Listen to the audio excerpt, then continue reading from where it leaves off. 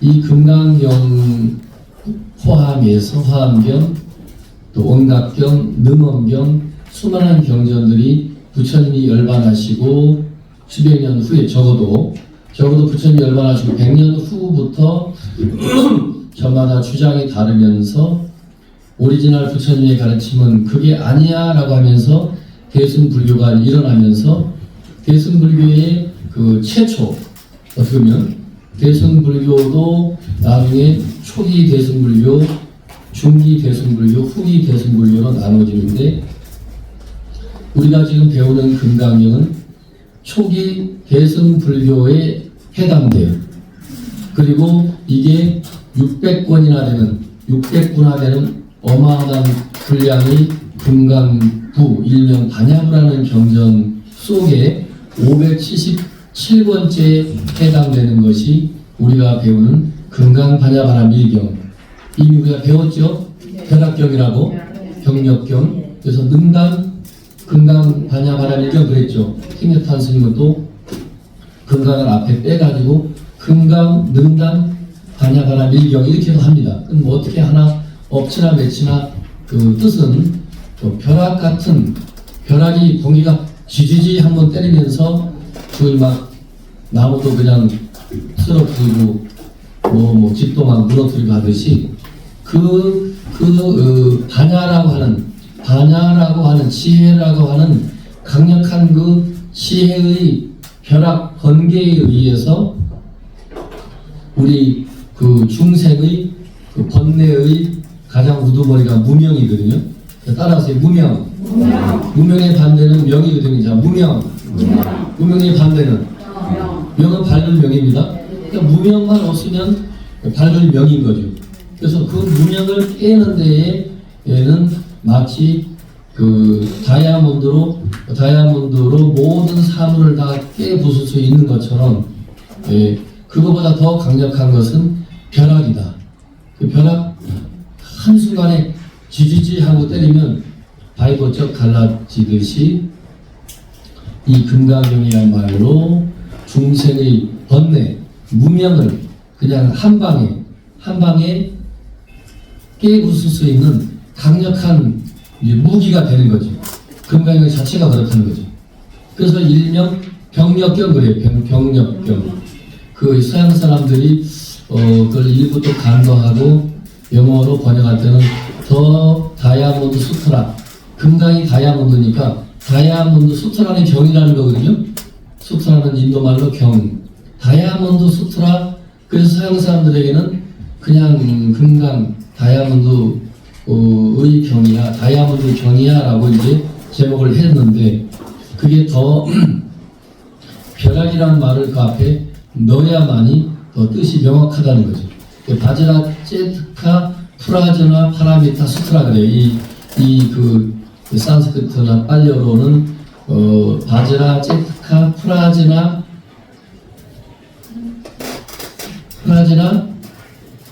파라미타 수트라. 파라미타가 바라밀다입니다. 프라즈나 뭐 반야, 뭐 지혜 이런 거죠.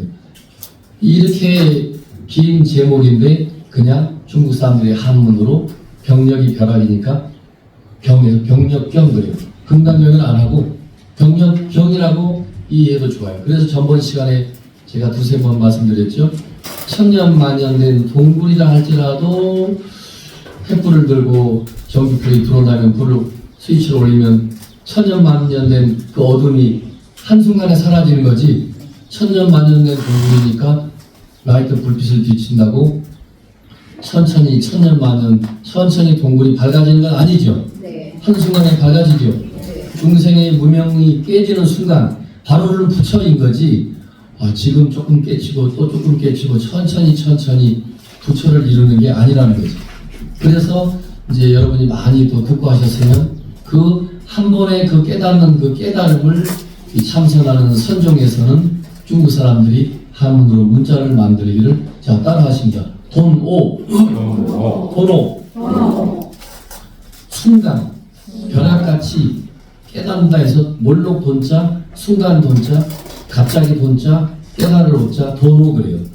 그래서 우리 불교의 선종에서 여러분이 나중에 배우시 많은데 선종에서 마음을 들여다보고 이목고 하고 참선을 해서 결정적으로 깨달으면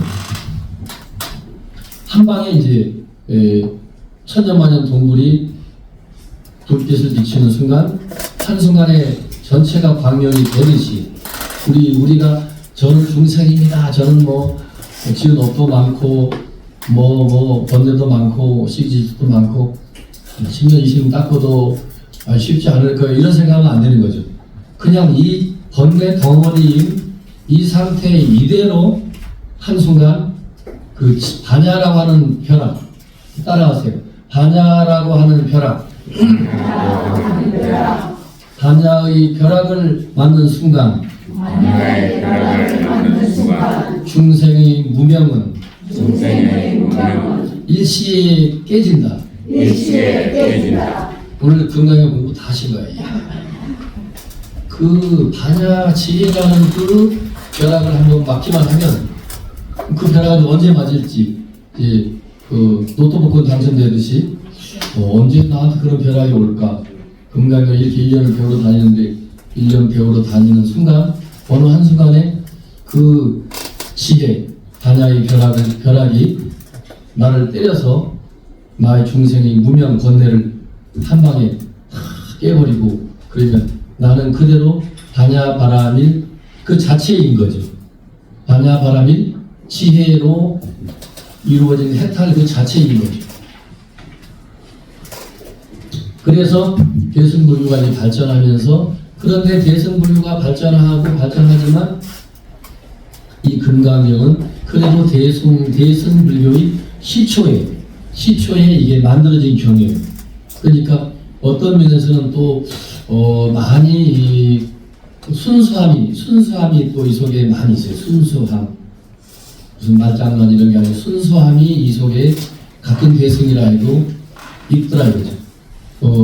그 반야신경만 해도 공, 없을 무 엄청 많죠. 색불 이공 공불 있어. 공이 몇 개인지 몰라요. 없을 무자도 한 20개가 넘을 것. 전부 무 공이라는 걸 표현해서 결국 금강경과 똑같아요. 그래서 뭐가 똑같느냐? 본래 티끌부터 제가 표현한 방식 그대로 우주 전체는 서로 상호 관계에 의해서 존재했다가 그 상호 관계에 인연이 가면 해체될 뿐 해체돼서 눈에 우리 인간의 시각적으로 보이지 않으면 없을 무라 하고 없네 그리고 공이라고 할 뿐인 거죠. 그런데 이제 이 우리가 배우는 금강경보다 조금 더 이제 나중에 더 깊어지면서 표현 방법이 금강경의 다른 버전이 반야신경인 거죠. 거기는 막 굉장히 철학적이기도 하고 거기는 나중에 이제 고진멸도 우리가 사성제를 배우고 부처님의 진리하면 부처님이 깨달은 것이 고성제, 집성제, 멸성제, 보성제, 사성제라는 네 가지 진리 말씀을 사성제라는데 반야신경에서는 무고진멸도 그러잖아, 그죠? 고진멸도도 없음 사실 충격인 거예요. 고진멸도도 없다고 했으니까 우리한테 고진멸도 당신이 깨달은 그 고진멸도를 가르쳐 주신 부처님께서 반야신경에서는 알고 보면 고진멸도마저도 없음이라고 거기서 선언을 해버리니까 굉장한 거죠. 이 반야신경이 어렵다면 어려워요. 아무튼 다시 한번 정리하면 금강경은 대승불교 속에서도 대승불교 경전 속에서도 초기 대승불교에 속한다. 그리고 609의 그 방대한 반야부 경전 가운데에도 577번째에 해당되면서 옛날 중국 스님들이 공부 잘하는 스님들이 부처님의 팔마대장을 불교하기를 부처님이 성도하셔가지고 적어도 49일 동안 고요의 해인삼에 들어 계셨고 다른 하늘의 천왕이나 보현 문수 미륵보살이 나타나서 대신 설법을 합니다.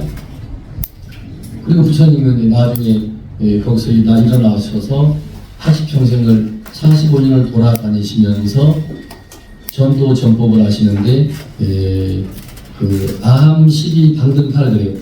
우리가 알고 있는 이제 법구경 같은 거, 요즘 스타일 다카 법정식이 번역한 그런 누구나 어린 꼬마도 들으면 알 수 있는 그런 유의 평이한 말씀의 내용을 법구경이라고 일명 그러는데, 그런 유의 말씀을 적어도 12년을 하셨더라고요.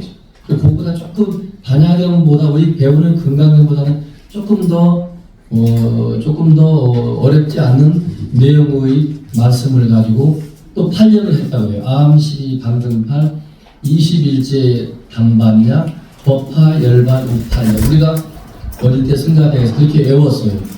부처님이 한나대장경을 분리했을 때 암은 12년 말씀하셨고 방등부 경전은 8년 말씀하셨고, 근데 이 금강경은 49년 설법으로 우리가 얘기할 때 부처님은 35세에 깨닫고 80에 열반하셨으니까 45년 설법이 맞는데, 한때 중국에서는 31세, 19세에 출가했다라고 봤고 6년 수도가 아니고 12년 닦은 걸로 봤고 31세에 성불을 하셔서 80에 돌아가신 건 똑같아요.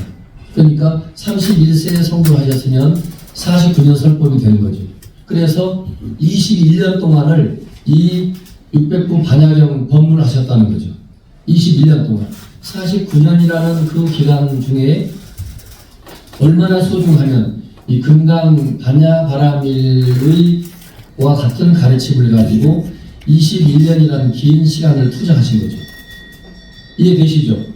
그만큼 이게 중요하다는 거예요. 이 금강경, 반야신경, 이 사상, 이 가르침이 어떻게 보면 불교의 뼈, 골자, 뇌수자, 골수를 할 수 있어요. 골수.